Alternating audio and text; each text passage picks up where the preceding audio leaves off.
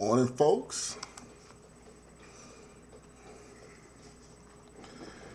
Painless.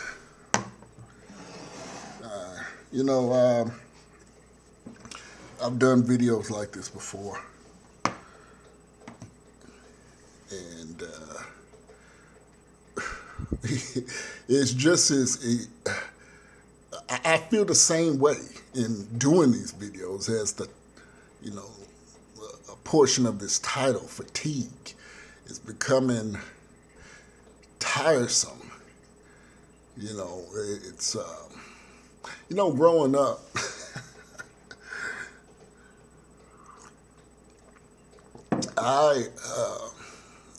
my granddaddy, and then I grew up in a two-parent household. We weren't perfect. I had discipline all through my life. I had dominant men, all from coming out between my mama's legs to right now. I've always had dominant men, quality men in my life. And, there were some things that were intolerable. My grandfather would tell me, look, I'm going to tell you once. I'm just going to tell you one time. I'm going to give you that. I'm going to give you this freebie. I'm going to give you this alibi. When I tell you to do something, you do it. All right? I'll show you to do something. I'm going to show you once, maybe twice. But after that, then we got some problems. All right? And those are the type of men that I grew up with. Because, and I've spoken about manhood, especially in the so-called black community, where, I'm in my 40s. Black men don't dress like I do. Back in the day, black men in their 40s don't dress like I do. Like black men, my grandfather always had on slacks when he wasn't working or something. But when you black folks used to get G'd up, per se, meaning dapper or putting on nice clothes just to go to the grocery store back in the day. Black women too. Now you see 29-year-old black women, men too, going to the store in pajama bottoms, leaning ass, them Ugg boots, leaning to the side like a 67 Chevy glass house, and a bonnet on their head. That's what we've reduced to. But yeah, and I say all that to say that, it's becoming I'm tired of saying the same thing. I'm tired of telling you, but I have to. Now, I listened to a little bit of Mark Lamont Hill. I believe that's his name. Liberal figurehead. That really doesn't, promote self-accountability amongst us as black folks. Everything is someone else's issue. That black folks need special concessions. That type of rhetoric. Never looking at maybe it's that individual that needs to hold themselves accountable. And these types of individuals, these Roland Martins, all these guys like that, self-accountability is shunned. And I've said that before. We're living in a time of ego. That how dare you be responsible? And that coincides with the government. That coincides with liberal agenda. Now, I spoke about liberalism and disingenuous Caucasian liberals. They incite this because they want government to step in and do everything for you. They want to the government to control every facet of society. So you being a responsible individual is shunned. You looking yourself in the mirror and say, how can I improve myself? Nobody wants that anymore. That's how I was raised. You look yourself in the mirror and say, how can I be better today than I was yesterday? That sounds archaic now. Because most people now, they need feel-good comments and likes and things like that. And the superficial sense of entitlement and congratulatory prowess, from anybody, because we're, social media is global. Instead of doing the hard work and getting your ass in the gym or running up and down that road to lose weight or whatever have you, or taking a course in speech if you want to be a better person that speaks in front of audiences, doing Toastmasters or something like that. Little things like that are shunned. Self-accountability is shunned, which leads me to this Walter Wallace, another young black male, gunned down, due his own fault, and I'm going to say it. And I've talked about police procedures. Many of y'all know I'm ex-military, combat vet, and I've done combatives. I've never been an instructor in combative courses, but like a major facility where, the combative center, I believe it's in Fort Benning or somewhere in Georgia or somewhere with those infantry guys. But I've taken extensive course in combatives, and and I mean real combatives. Now, I'm not qualified to give a course like that. I could talk, I can ballroom talk about it, but I'm not qualified. But I've experienced it. And there's threat levels. You always up the threat. In this case, this man brought a knife, which is a lethal, anything can be a lethal weapon, but this is an obvious lethal weapon. And you up the threat. That's what you do. You up the threat. And now, people are saying, like this Lamont Hill, promulgator of not using accountability, says, well, the police should have been able to de-escalate the situation. And my thing with that is that this young man, 29 years old, lived with his parents, oddly enough. The father's in the picture. Why do we expect, where's the parents? This is a young man that lives with his parents. Where is the responsibility lie with them? Now, there's been talk that there's been numerous calls to this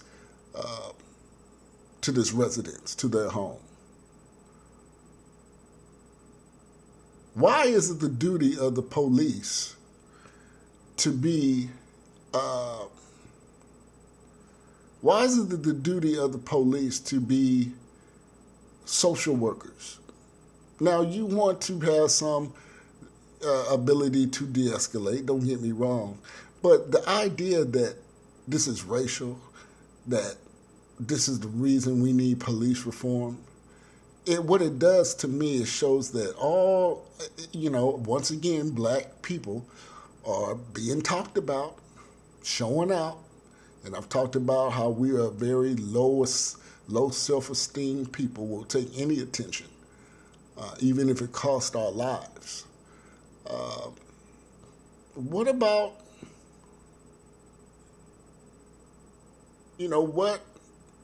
what situation we need to change the rules because a certain group of people don't know how to comply, don't know how to act, have low impulse, don't really have the ability to shoot first, ask questions type of people. And that's what we are. That's what we're very childlike. A lot of us are. And we don't really sit down and analyze things. And the ability to rationalize and be analytical is a trait that men have had. It's one of the reasons why we build societies, why we aim to for challenges, while we're looking over how to build. We look over a plot of land and say, what can I make good of this?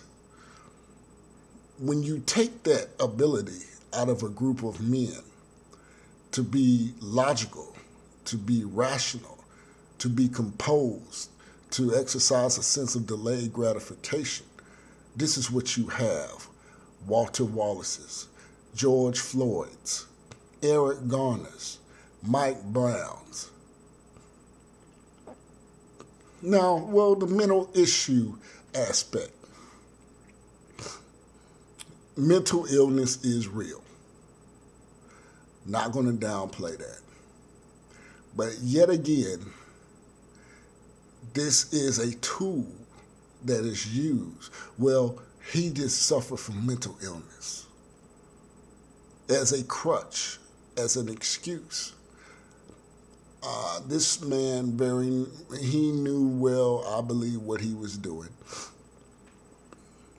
And, you know, when you write checks your ass can't cash, and you out there wielding knives, stunting, clout chasing, this is what happens. We see it on all these little IG clips of dudes talking noise with the weapons, with their money, they cars, stunting, and then someone is licking off at them, means shooting at them, and they're dead or critically injured.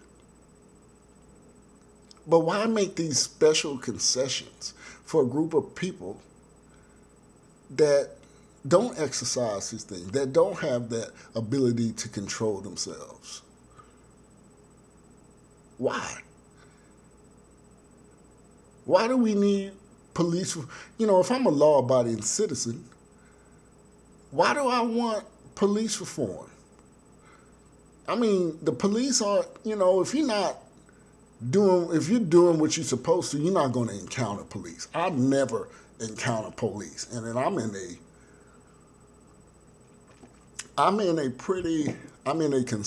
what people would deem a red state. Not only am I in a red state, I'm in a red county, and it's pretty mixed, but, you know, it's law enforcement's here, and thank goodness I live in a state where you can keep a weapon in your vehicle, locked and loaded, without a license or anything. Now, if you want to carry on your person, you need a carrying license, a CCW. But, and people know that. People know that this person may be armed.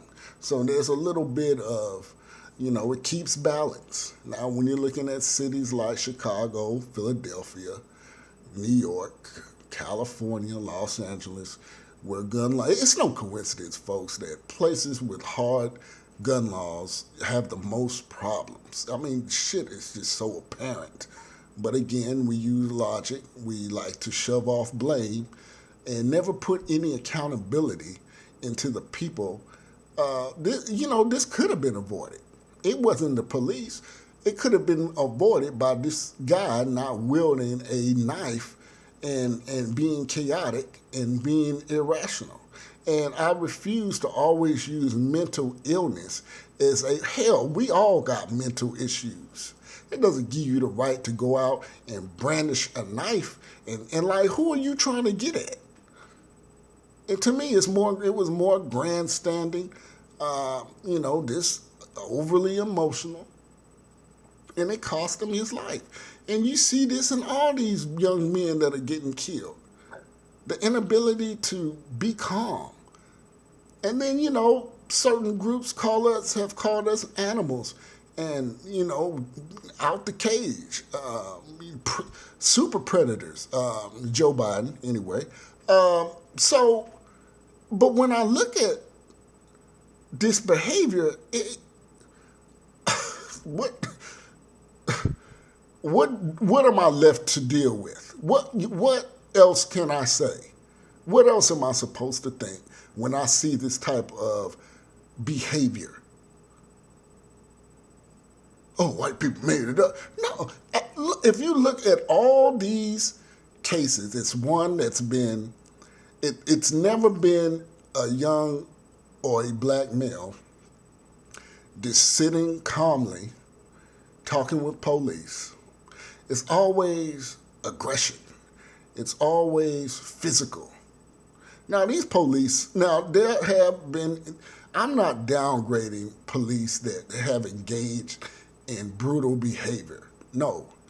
But now, the cameras, what has happened, folks, these defund police talking heads and these people who don't respect authority, who hate authority, which is a feminine trait. Hear me, this is a feminine trait that is spread its tentacles within the male psyche. Men not only should be rational and logical and thinking outward. Men should and respect authority. That's how we're built. Pecking order. God, there's an alpha. There's an alpha. But we're living in a time where, we're living in a very feminized, sensitive, emotional society now, where the lack of authority, if you look at all these cases, it's been demonstrated in that. It makes me think of the Italian mafia. You never saw John Gotti when he was pulled over, wielding knives and jumping up and down and acting chaotic and wild. He took his pinch and he went to prison. Or he went downtown to the precinct for a couple hours. And to them, and to a lot of group of ethnic men that engage in criminal activity, you would never see a Yakuza or Asian, Japanese gangster act like that. Never. You wouldn't see the mob, the Italian mob, really act like that. You don't really see other groups act like that. It's always the black male that is belligerent, that is extra, that is uncooperative, go down like this and end up, unfortunately, being deceased, being taken off this planet. It's an embarrassment to me as a black man because we know that when people see these things, the perception, the fatigue factor, when you see this over and over, there's a tendency for, and I can't blame them, for others who are not of the so-called black community to look at me and think that I would act that way if confronted by police. And I have a big problem with that. And it's not ego, it's just that I don't like that box. It's a negative box to think that myself, the average person who is not of the so-called black community, would look at me and think I'm a problem if confronted by police. Now, it's not my job to show them otherwise, that you think how you want, but nevertheless, it's there. And I've talked about black men take back our image. When you're out here with your ass showing, tattoos all over your face, and you act this way, you that's what you are to people. And we're living in an age to where to mention that is shaming. And we need shame. But there's good shame too. But we need shame. Shame is lost. Fat shaming, sexual shaming. They can do what they want to do. Why are you worried about it? Why you worry about who they sleep with? Why you worry about his pants? Why ain't none of your business? And see, that's a very childlike, because see, what happens is those things subsequently affect me. What it does, it denigrates the society or the group of people that demonstrate and engage in that type of action of wearing your pants below your ass.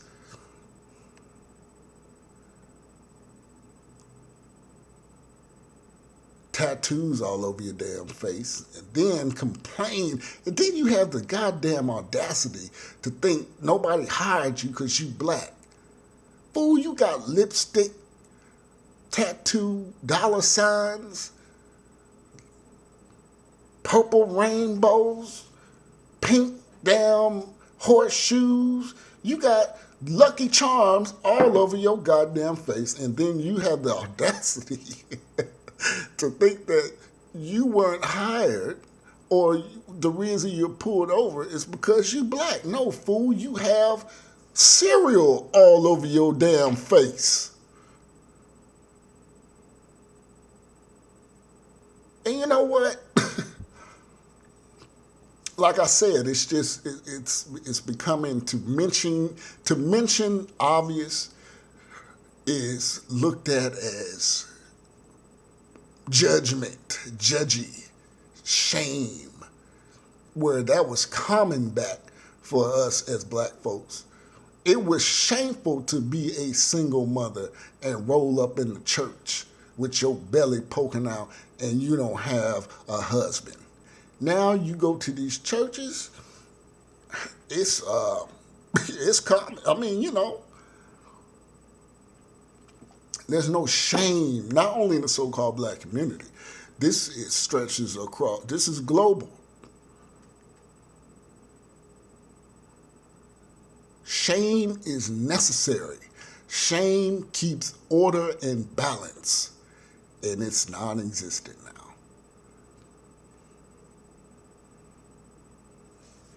No accountability, no responsibility. I tell you. But yeah, painless out.